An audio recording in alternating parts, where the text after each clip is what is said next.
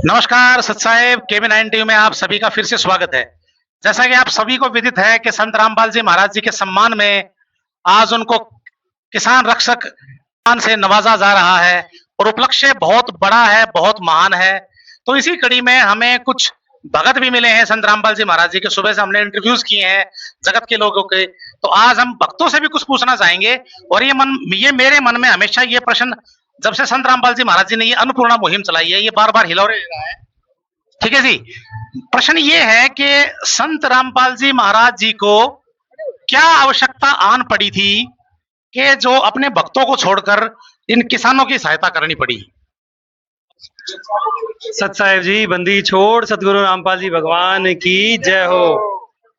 देखिए जी, परमात्मा ने बताया जब भगवान आते हैं तो वो अपनी लीलाएं करते हैं। तो जब पूर्ण परमात्मा कबीर साहब स्वयं भी आए थे आज से 600 वर्ष पूर्व, तो परमात्मा ने हिंदू और मुस्लिम का झगड़ा मिटाने के लिए कुछ लीलाएं करी थी।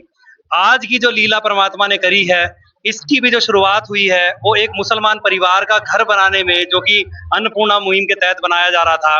वहां पर उस गांव के सरपंच ने गुरुजी से प्रार्थना करी, करबद्ध होकर प्रार्थना करी कि गुरुजी आपने मकान तो बनवा दिया, ये एक की आपने सहायता कर दी, लेकिन हमारा तो पूरा गांव ही डूबा हुआ है।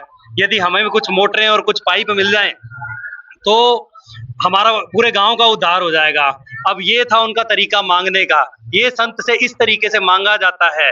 वो भगवान तो देने आ रहा है और वो अपने बच्चों को रोता नहीं देख सकता, तो परमात्मा ने अपने भंडारे खोल दिए और इतना दिया कि एक को देखकर दूसरा, दूसरे को देखकर तीसरा, और 300 से अधिक गांव हो चुके हैं जिनकी संत रामपाल जी महाराज जी ने भी सहायता करी है।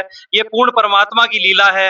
ये धर्मों से ऊपर उठकर संत रामपाल जी महाराज एक उदाहरण सेट कर रहे हैं। और आप लोग देख पा रहे हैं कि आज यहाँ पर जात पात कुछ नहीं है और हर इंसान वहीं बैठकर भंडारा कर रहा है और सब गुणगान कर रहे हैं एक परमात्मा संत रामपाल जी महाराज जी का। बोलो बंदी छोड़ सतगुरु रामपाल जी भगवान की जय हो। सत साहिब तो संत रामपाल जी महाराज अपनी एक औलाद की तरह मानते हैं।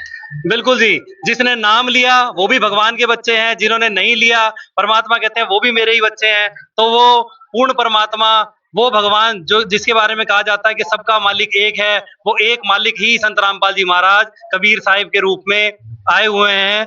और यही आपसे कहना चाहेंगे, जितनी जल्दी हो सके भगवान का ज्ञान समझो। हर रोज शाम को 7:30 बजे संत रामपाल जी महाराज जी का सत्संग सुनो और उसी से परमात्मा खुद ही आपको समझा सकते हैं और कोई इस पूरी पृथ्वी पर नहीं समझा सकता। जितने भी आप कथावाचकों के, कितनी दुनिया उनके चक्कर में फंसी हुई है, लेकिन आप देखेंगे कि सत्संग यदि कहीं हो रहा है, सच्चा सत्संग, तो सिर्फ एक संत रामपाल जी महाराज जी कर रहे हैं। उनका सत्संग जरूर सुने। बोलो बंदी छोड़ सतगुरु रामपाल जी भगवान की जय हो। सत साहिब। सत साहिब जी, दास का नाम लक्ष्मण दास है जी। और ये संत रामपाल जी महाराज जी की असीम कृपा हुई है। उन्होंने हमें 2014 में अपने चरणों में लिया। हम तो भटके हुए थे जी, और गुरु महाराज ने इतनी दया की कि अपने भक्तों को ढूंढ ढूंढ के ले आते अपनी शरण में, सिर्फ पार करने के लिए। हम लोग Bhagat ji sector 104 Dwarka express way से आए हैं। लक्ष्मण दास नाम है जी और पंजाबी अरोड़ा है। और ये जब से हमने संत रामपाल जी महाराज जी की दीक्षा ली है तो हमें समझ आया है कि इस दुनिया में अगर कोई सच्चा भगवान, जन्म पैदा करने वाला, पार करने वाला, सुख देने वाला, दुनिया के सारे सुख देने वाला अगर कोई संत है तो वो पूर्ण परमात्मा संत रामपाल जी महाराज हैं। हमने तो ये एहसास कर लिया है, संत रामपाल जी महाराज संत नहीं है, ये कबीर साहब का जन्म अवतार दोबारा हुआ है और इस दुनिया को तारने के लिए।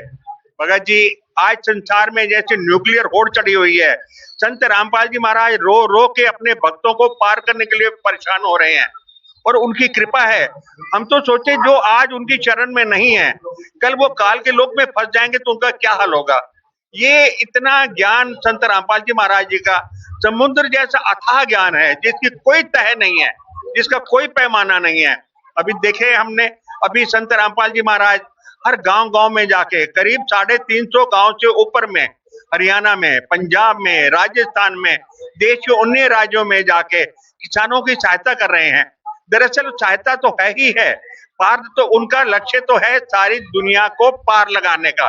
सारी दुनिया को कबीर साहब की शरण में लेने का।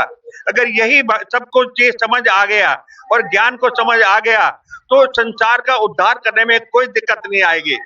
भगत जी, ये एक सच्चाई है। जितनी भी दुनिया है, सारी दुनिया जो इस भयंकर समय से बचेगी, उन सबको संत रामपाल जी महाराज जी की शरण में आने के अलावा कोई रास्ता नहीं है।